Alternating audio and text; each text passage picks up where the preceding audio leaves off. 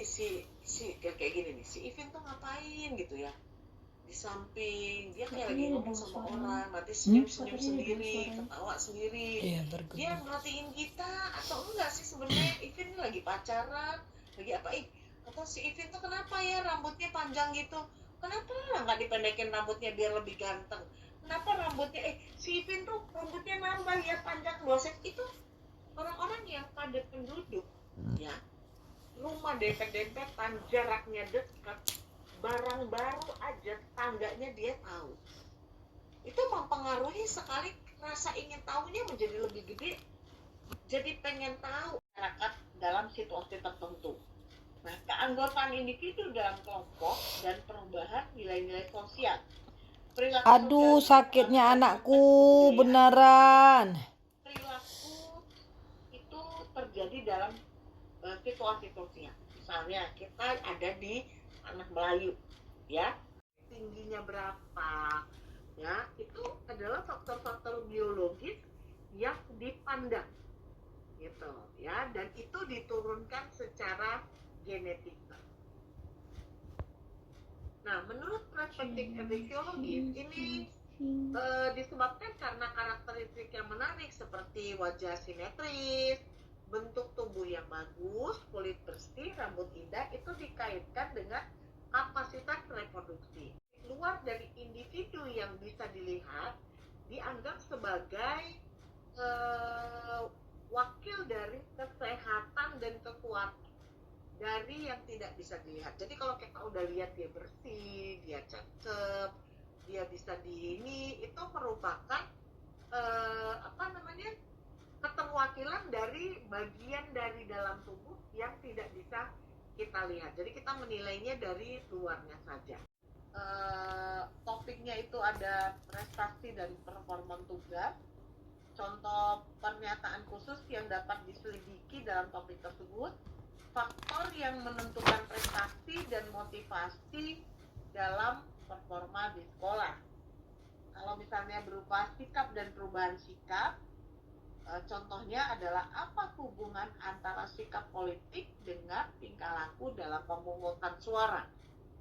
Kalau atribusi, ya, atribut, ya, nanti kita akan belajar apa itu atribusi, teori atribusi, faktor-faktor yang mendorong individu melakukan atribusi tingkah laku individu lain, ya.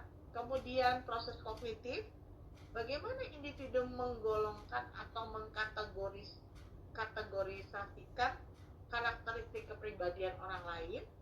Kemudian disonansi, ketika individu dibuat untuk bertindak dan bertentangan dengan apa yang dia percaya. Apakah sikap individu tersebut berubah? Ya. Kalau persepsi sosial, bagaimana individu menggabungkan sifat-sifat kepribadian individu untuk membentuk sebuah kesan secara keseluruhan tentang individu tersebut. Kembangan sosial dan kepribadian di televisi bisa meningkat, maka kekerasan di TV bisa meningkatkan agresi, ya. Itu berarti lingkup dari luar ini adalah proses interpersonal, ya.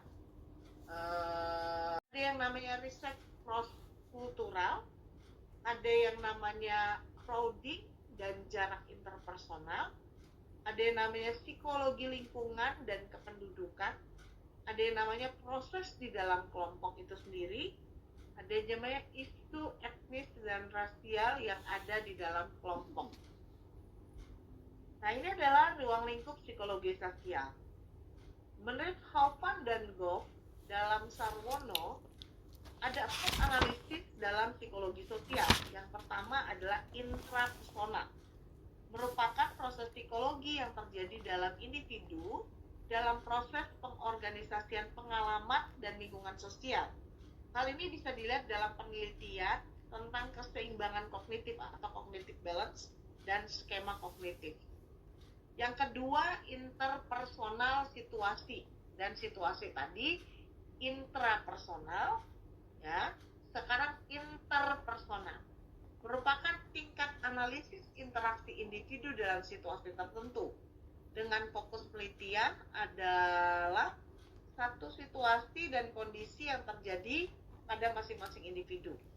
Penelitiannya adalah posisional, analisis terhadap interaksi antar individu dalam situasi tertentu dengan memperhatikan peran dan dari posisi sosial yang ada seperti status dan identitas.